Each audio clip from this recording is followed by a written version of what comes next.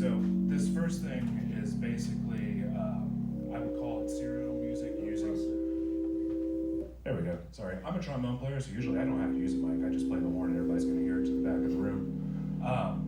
What you're hearing right now is serial music derived from the brain. So we're taking the raw EEG signals. One of the signals, I believe, TB9 around my left ear here, is actually defining the bass tone, and then the other three sensors define the qualities of the third, the fifth, the seventh of the chords. And then they use a ratio of two of the sensors to define the duration of the chord. So this is a serial music generation completely based off of raw EEG values. So basically, is this your brain going through the Fourier transform and then turning those relative values into sort of a chordal structure? This one is before we do the Fourier. This one is actually direct. This is direct raw. Okay, so this is direct raw data from the four sensors, sonified and then turned into have a relational chordal value so that they have some tonic resonance with one another. And this visualizer, do you want to explain this to us? Sure. Can you make that larger? That's as big as it gets. You're kidding. That's as big as it gets on here. Now, sorry guys, it was supposed to be showing on that screen as well, from what I understood. They explained to me, but it's not. So what you're actually seeing here is we're receiving the raw data through the Muse headband right now from Cody's head. It takes that data array, the numbers live, and it runs an FFT, or fast Fourier transform. And once it does that, we can select which bands or specific hertz ranges that we're monitoring. Right now we're monitoring from like 0.1 all the way up to 100, so that we can catch your different bands. We've got delta, then there's, I believe, alpha, and then beta, and the rest are gamma. So that's what this visualizes right now. Now, what do we want to talk more about what that means specifically? Do you have another question? Well, I mean, can we get into, right now, what happened with sound? Do you want to hear the FFT? Yeah, let's keep Yeah. doing it. So as you see, whenever these bands change, if it's higher, you're going to hear, oh, he started the other one. So which one are we listening to now? We're listening right now. This is actually the FFT, and we're using a synthesizer to create some tones and apply some effects.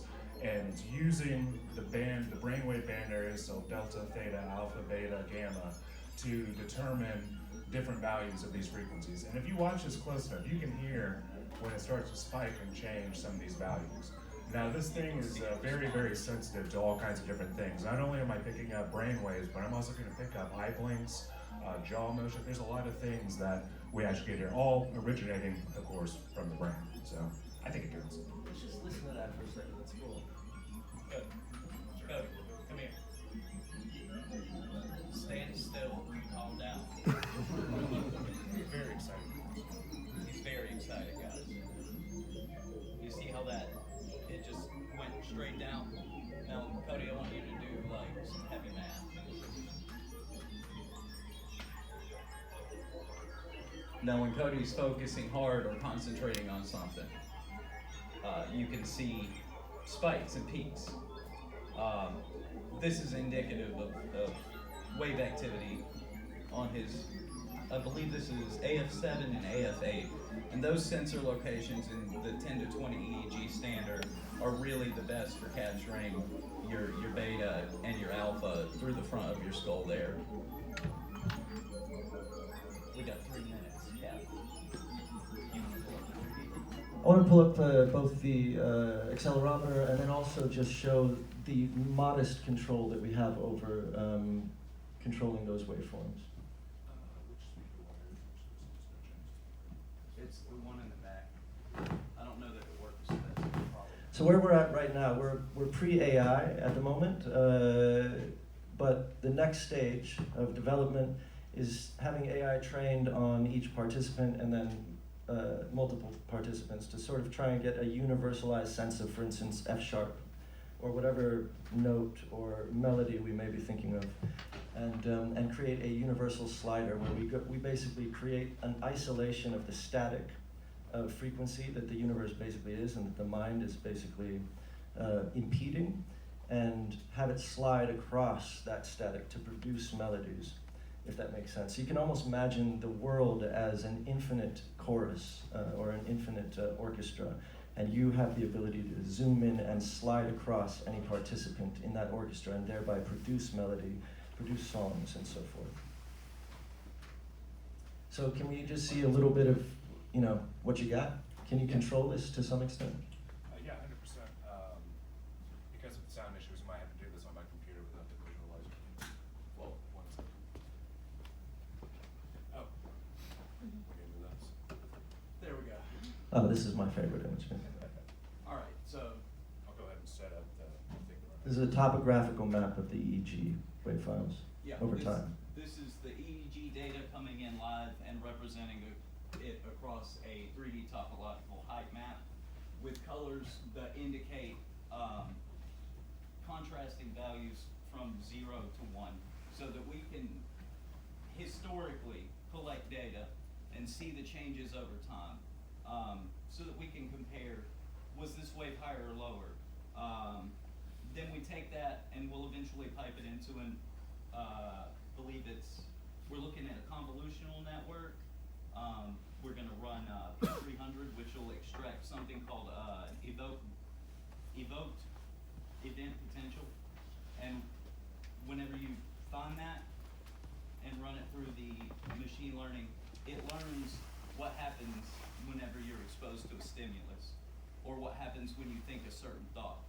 So if you can register that event, then we can trigger other things to happen, like a musical cue, or it can determine what pitch you're trying to focus on. That's what we're aiming at and refining here. All right, so Chris, Here we go.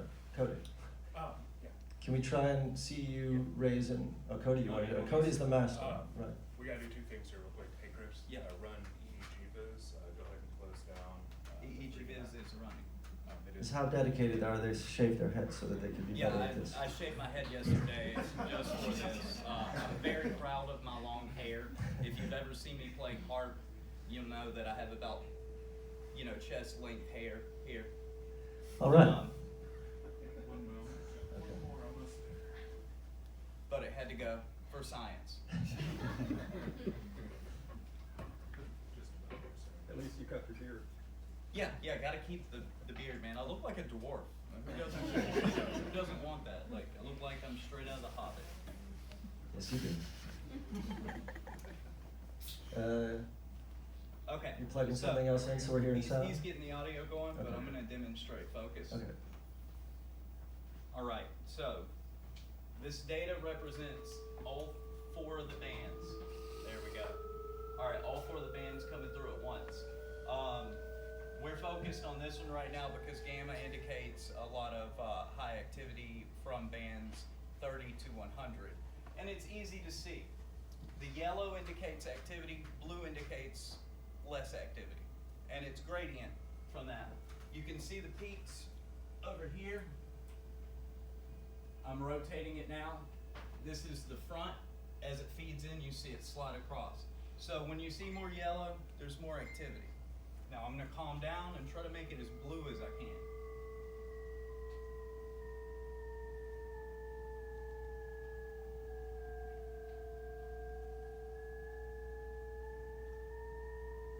Now I'm gonna focus.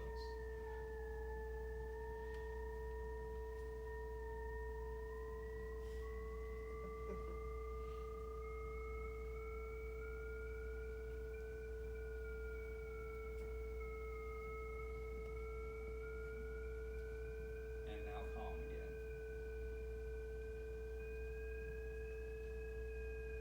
Now I'm going to do a couple of pulses of focus and calm. Pay attention to the concentration of the yellow bands.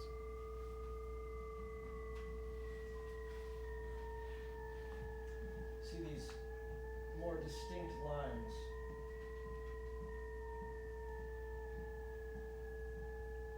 So then the next phase of, is to get these to more readily associate to tones and to control it with more granularity.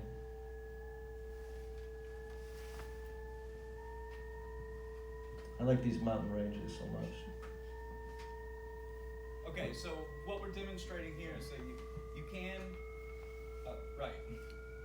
You can receive data directly from the brain, process it and filter it. There's a lot of noise and processing, filtering that we have to do to get these values. But you can extract relevant data in real time. And if you can extract it in real time, you can classify it through a machine learning algorithm. If you can classify it, then we can make decisions based on it. And so that's what we're aiming at. We want to incorporate a direct link from your thoughts to music. And we want to hear that in real time. We want to be able to play with it.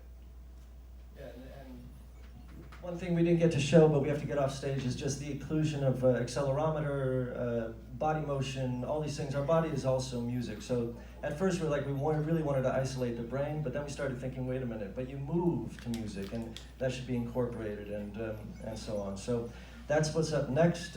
Maybe next time we do our presentation, we'll have a little wand that's part of the presentation and actually playing music for you.